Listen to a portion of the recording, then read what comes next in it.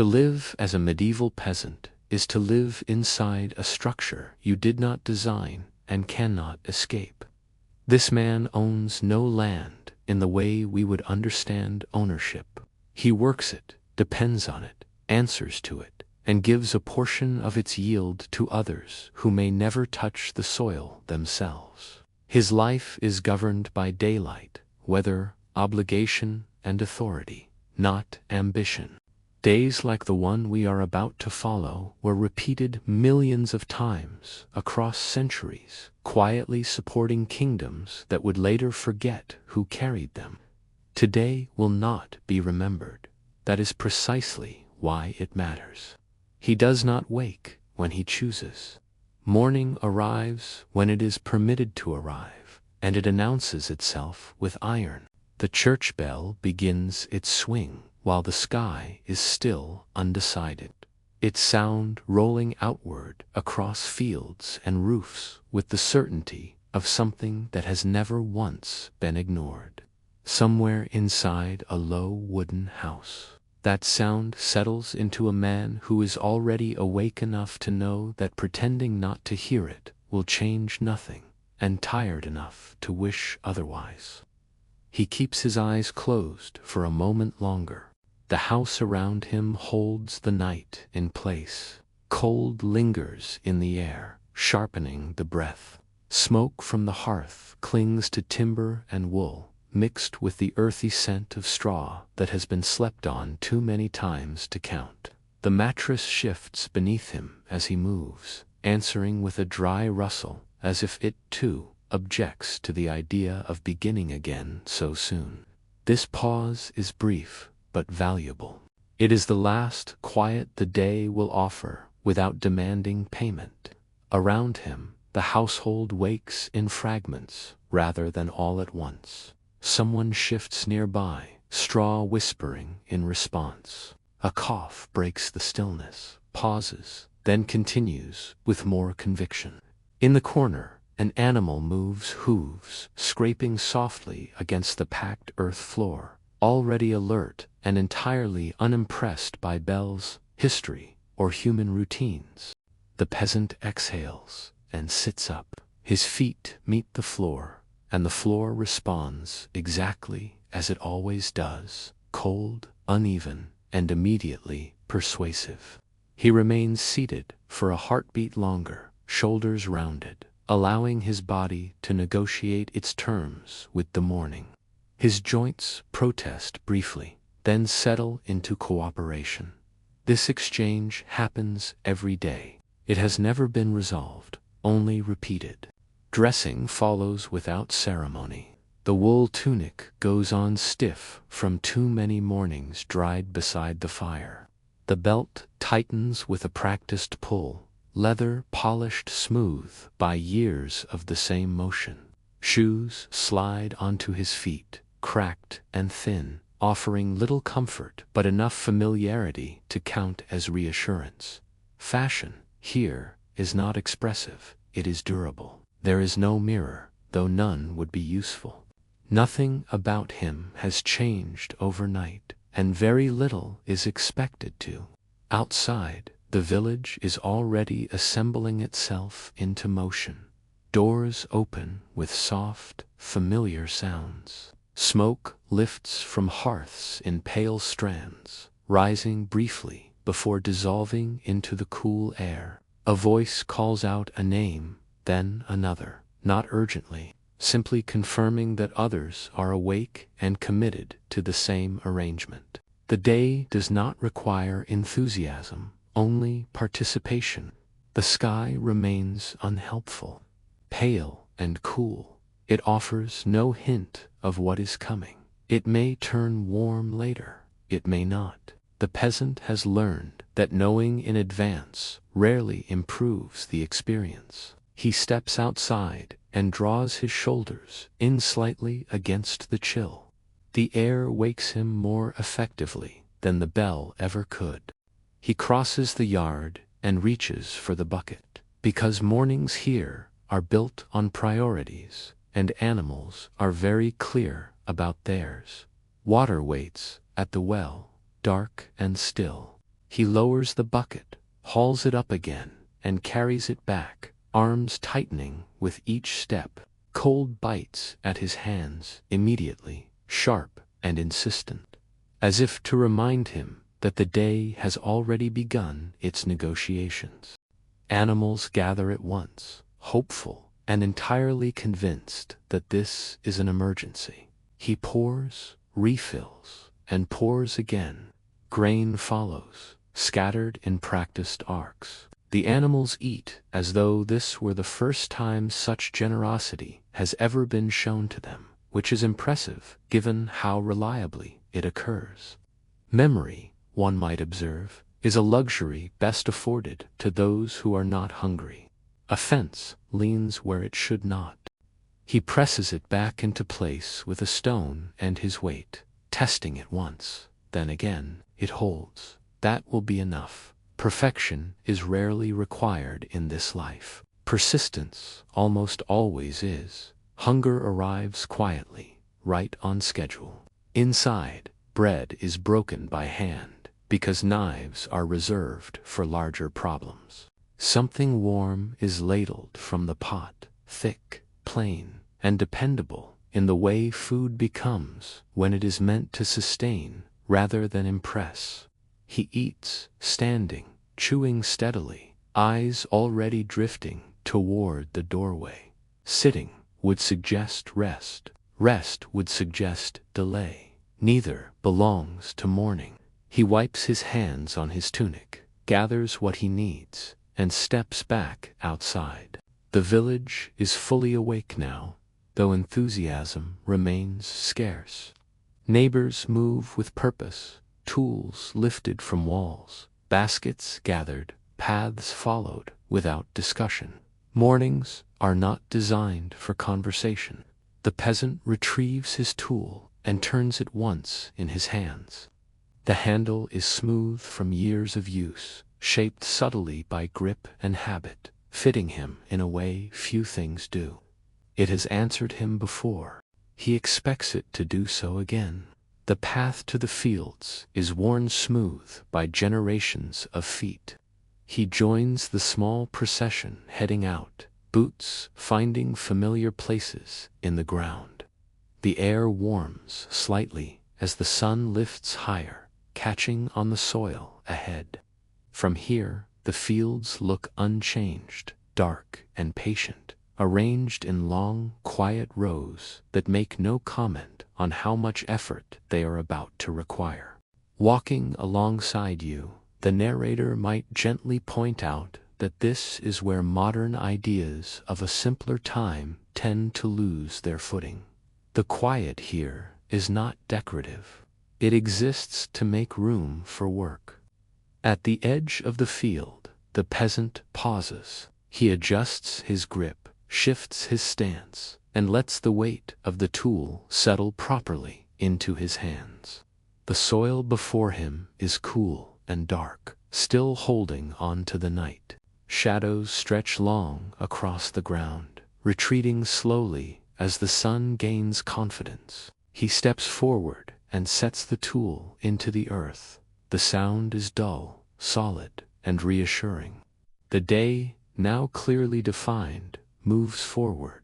If the day has a cooperative phase, it tends to reveal itself now. The peasant feels it as he settles into the work. His body, warmed and properly awake, responds without protest. Muscles answer when asked. Breath moves easily in and out. The stiffness of waking has loosened just enough to stop demanding attention. This willingness will not last, but for the moment it is accepted quietly, without celebration. The field meets him in the same spirit. The soil is cool just beneath the surface, dark and slightly damp, yielding with a steady resistance that feels almost conversational. Each strike of the tool follows the last in a practiced rhythm, cutting, lifting, turning, again and again. The movement is repetitive, but repetition has its uses. It leaves the mind very little space to interfere. Around him, others work in parallel lines, spread carefully across the field. No one speaks. Talking requires breath, and breath is already spoken for. The sounds that remain are practical ones: metal meeting earth, soil collapsing back into itself, boots adjusting for balance on uneven ground. The sun climbs gradually, and with it comes warmth. At first, it is welcome. It settles lightly across shoulders and backs, easing the last traces of morning cold. The peasant straightens once, rolling his shoulders slowly, not so much stretching as checking in. Everything still answers him. That is all that is required. He works for a time, then steps away. Early chores have a way of reasserting themselves, even when they were addressed only hours ago. Animals need checking again, water levels topped off, small adjustments made before inconveniences gather ambition. He walks back toward the village edge, tool resting across his shoulder, movements efficient and unhurried. The animals receive him with optimism that borders on accusation. Water is poured, feed is scattered, a tether is tightened. A chicken makes a determined attempt to leave the boundaries of its own responsibilities, and is calmly returned to them. The chicken voices its opinion at length. The peasant does not respond. Experience has taught him that poultry debates rarely end in compromise. By the time he returns to the field, hunger has joined the conversation. It does not arrive dramatically. It never does. It simply reminds him with steady confidence that the morning bread was not meant to last beyond its reputation. Hunger here is not a crisis. It is a schedule. There is a pause when the work allows it. Bread appears again, smaller now, broken carefully. Water follows, swallowed in measured mouthfuls. He eats where he stands, eyes moving over the field as though taking inventory. Food is not an event. It is maintenance, and it is treated accordingly. The sun is higher now. Shadows shorten. The soil begins to warm beneath his hands, losing the softness of early morning and replacing it with a firmer resistance. Sweat gathers lightly at his temples and slides down his back, marking the shift from beginning to continuation. This is where the day settles into its true shape. The peasant's movements remain steady, but they require more attention now. Each bend carries a little more weight. Each rise takes slightly longer than the last. He adjusts without thinking, shortening his stride, shifting his grip. The work does not slow out of reluctance. It slows out of understanding. The field, for its part, remains unimpressed. Rows behind him bear the quiet evidence of effort, turned and darkened. Ahead, the work waits exactly as it did at dawn, patient and entirely unconcerned with progress already made. This is not discouraging. It is simply accurate. A breeze passes briefly across the field. It lifts the edge of his tunic and cools the sweat at his neck, just long enough to be noticed. He straightens slightly, breath deepening, then returns to his rhythm as the breeze moves on. Nothing here lingers unless it has a reason. By late morning, the easy cooperation of earlier hours has thinned. It has not vanished, but it no longer arrives uninvited.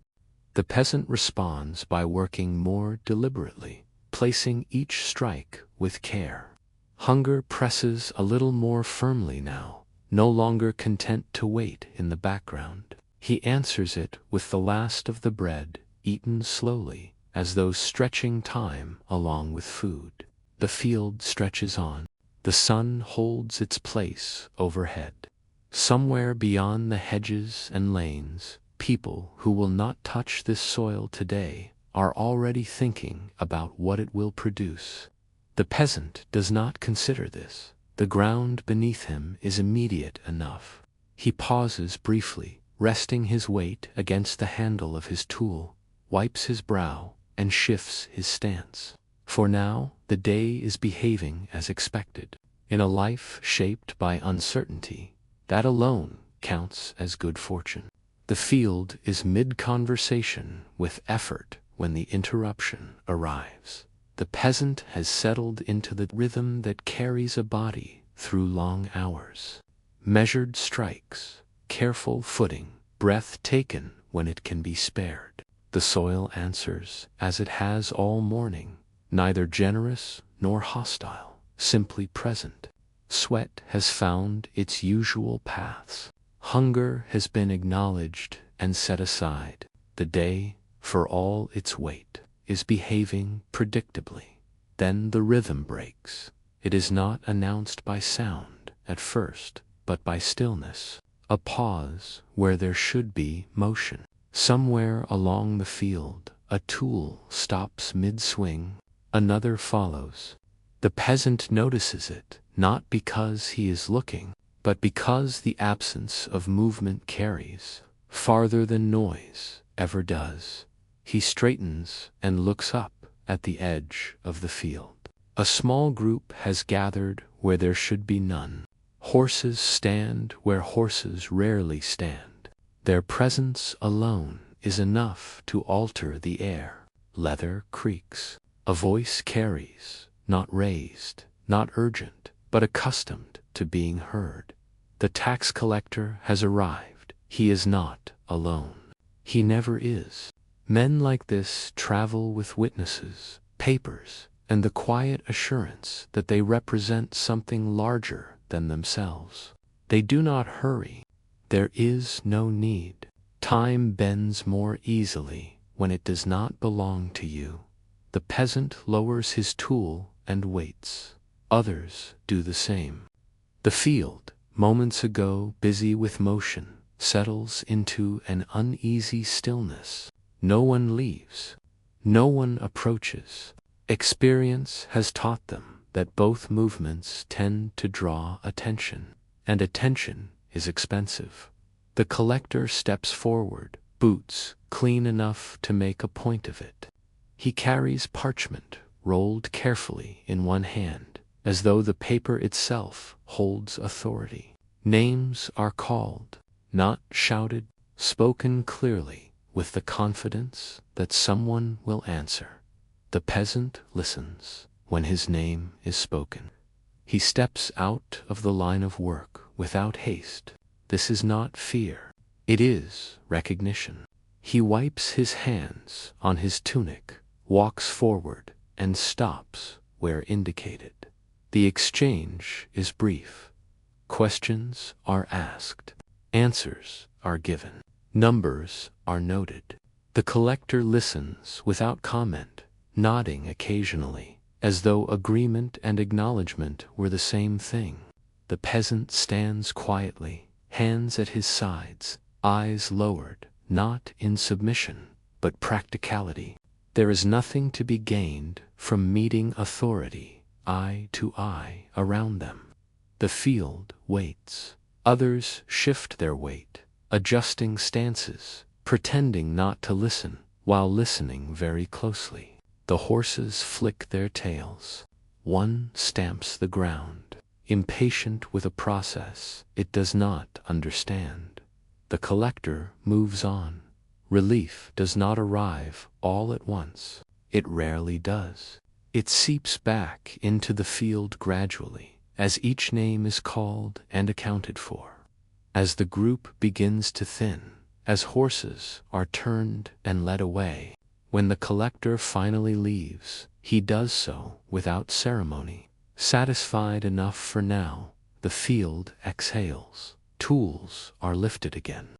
Work resumes, not immediately, but deliberately, as though the soil itself needs reassurance that it has not been abandoned.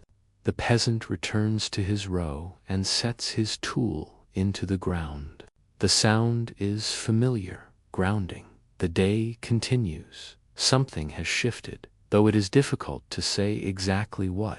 The work feels heavier now, not because the soil has changed, but because attention has been spent elsewhere.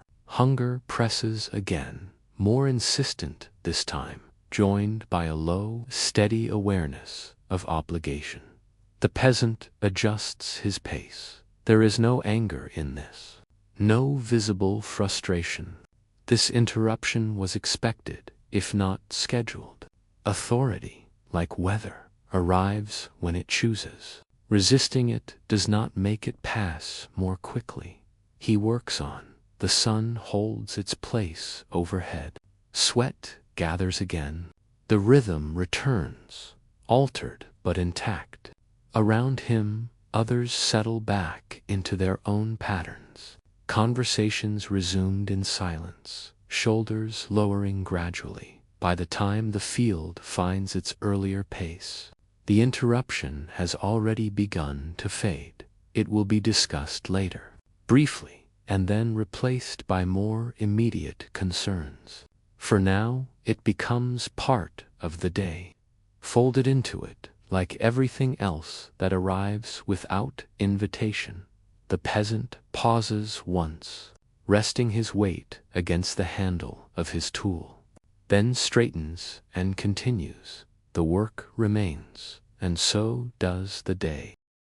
By the time the interruption has fully dissolved, the day has moved on without waiting. The sun no longer feels tentative. It holds its place with confidence now, pressing warmth steadily into shoulders and backs, into the crown of the head, into the slow spaces between breaths. The soil answers differently underfoot, firmer, less forgiving, asking for a little more effort with each pass of the tool. The peasant notices this, without remark. His body has already begun the quiet work of adjustment. Movements shorten. The rise and fall of his shoulders becomes more economical. Each breath is measured, not consciously, but carefully. The day is no longer beginning. It is continuing, and continuation requires restraint. The rhythm settles again. Metal meets earth. Earth gives way. Feet shift to maintain balance. The sequence repeats, reliable enough to become reassuring. The field has returned to its earlier indifference, accepting effort without acknowledgement and offering no commentary in return. Hunger remains present, but it has lost its urgency. It sits in the background now, steady and patient, no longer demanding to be answered immediately. The peasant works through it, knowing from experience that it will grow quieter if ignored long enough, or at least polite enough to be postponed. Around him, others move in similar patterns. No one speaks. There is nothing left to say that the work itself has not already communicated. The brief tension of the interruption has been absorbed, folded neatly into the larger fabric of the day. Authority has passed through and left no visible mark on the soil. The rows remain. The work remains. Sweat darkens the peasant's tunic, clinging where fabric rests against skin. He pauses briefly to wipe his brow, then resumes. The pause is not indulgence. It is maintenance. Even endurance benefits from small considerations. The sun drifts, almost imperceptibly, toward afternoon. Shadows shorten further, then begin their slow, subtle stretch in the opposite direction. The light changes quality, becoming flatter, more direct. The peasant adjusts his stance slightly, shifting weight from one foot to the other, finding positions that ask less of tired joints. This is where the day becomes familiar, not easy, exactly, but known. Each sensation arrives in expected order. The warmth, the weight, the gradual thickening of the air. None of it surprises him. Surprise belongs to other kinds of lives. A breeze passes, faint and unreliable. It cools the sweat at his neck for a moment, just long enough to register, then moves on. The peasant straightens slightly, takes advantage of the pause, and returns to his rhythm without comment. Small mercies are accepted without ceremony. The work slows further, not because it is nearly finished, but because speed has become inefficient. Each strike is placed with care now, conserving energy rather than spending it.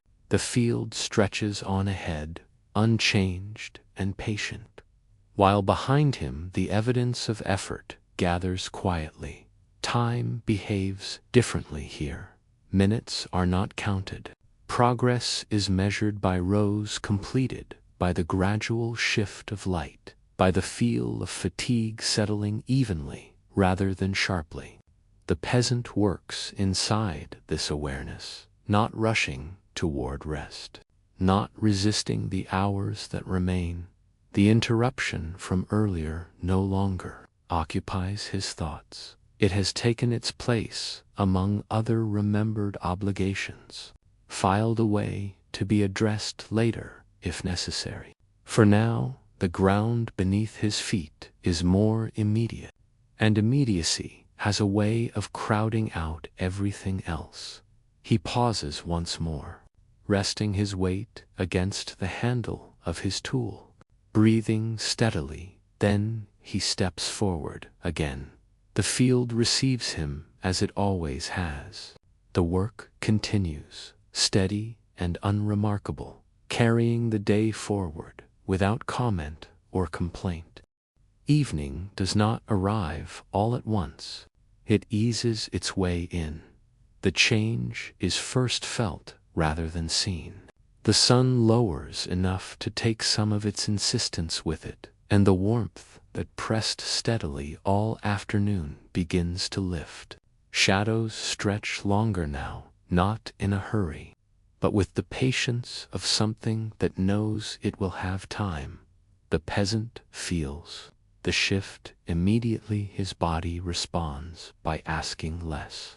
Movements slow, without resistance. The tool, heavy all day, seems to accept the same pace, settling into a rhythm that no longer demands speed or precision. What remains to be done will be done. What is not will wait. There is a moment, unspoken but widely understood, when the work begins to wind itself down. Tools pause more often. Backs straighten a little longer.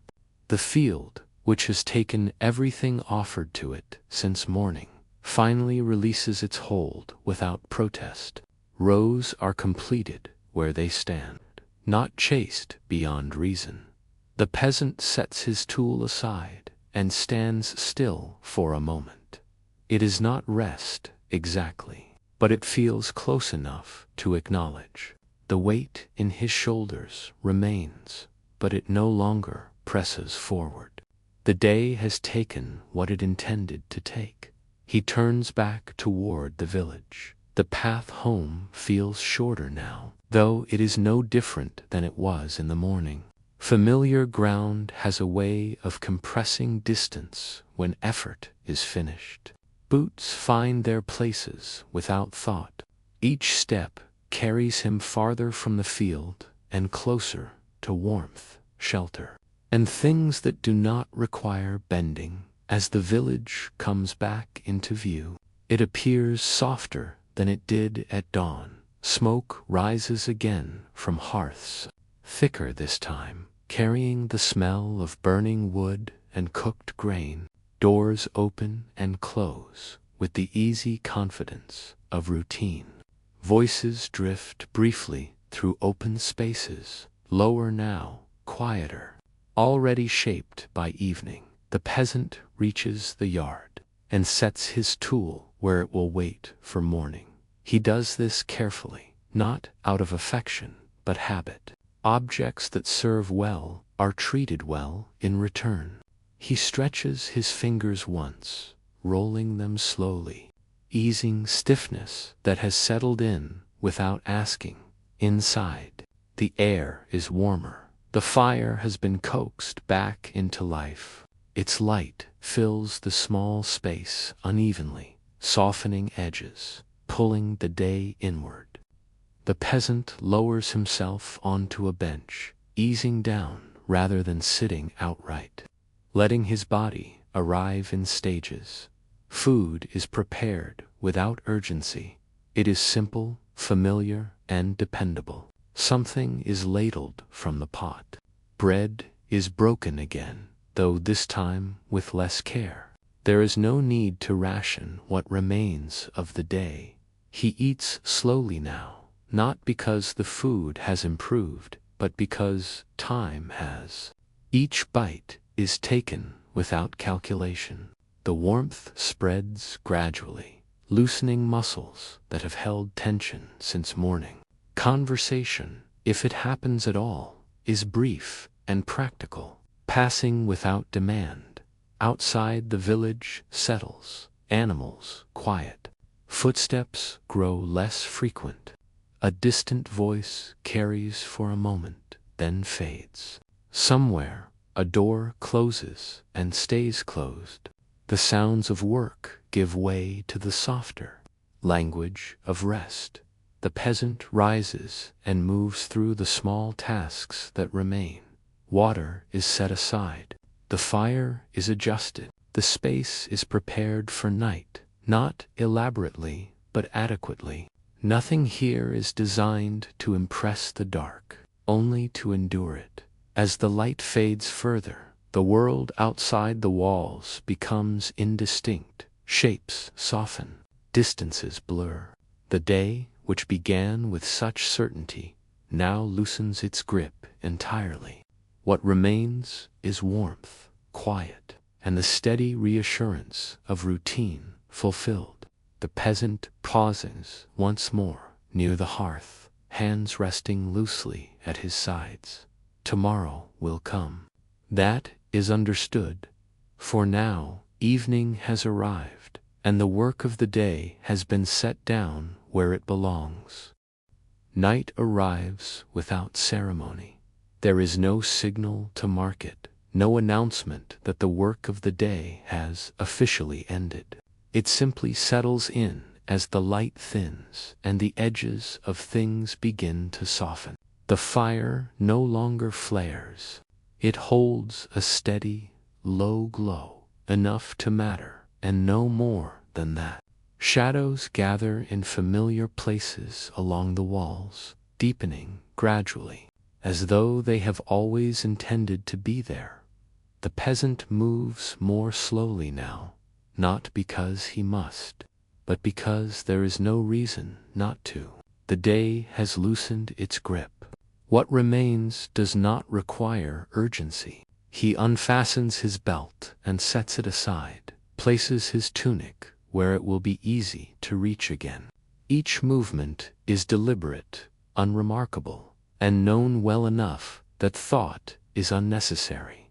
The room grows quieter as the last small sounds of evening settle outside. The village follows the same pattern. Doors close and remain closed. Footsteps thin, then disappear entirely. An animal shifts somewhere nearby and resettles, satisfied. The night does not rush this process. It allows each sound to finish before accepting the next.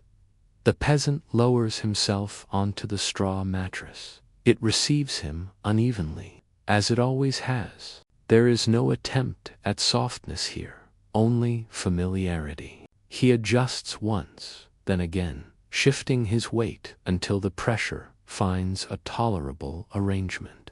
The blanket is pulled up, rough wool settling across his shoulders, holding warmth where it is needed and offering nothing more. His body responds.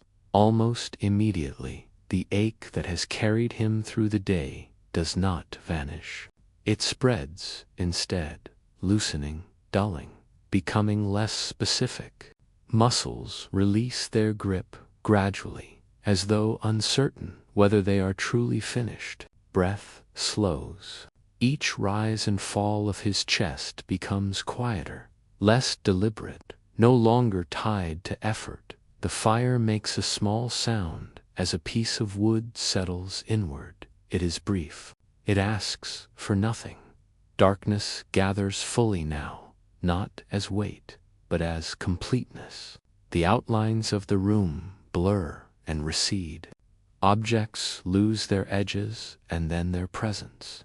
What remains is warmth, stillness, and the steady sense that nothing further is required. The peasant lies still. There is no review of the day, no accounting of what was done or what remains. The field has been left behind where it belongs.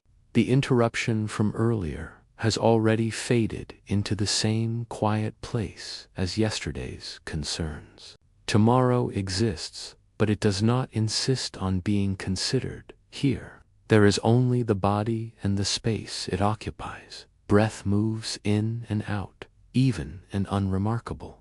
The blanket holds. The night holds. Time continues without asking to be noticed. Sleep does not arrive suddenly. It approaches in small stages, in the softening of thought, in the loosening of attention, in the gentle narrowing of awareness. Nothing pulls him into it. Nothing pushes him forward. It simply becomes the next state. As natural as standing was this morning, the fire dims further outside. The village is quiet enough to disappear, and in that quiet, the day releases its final hold.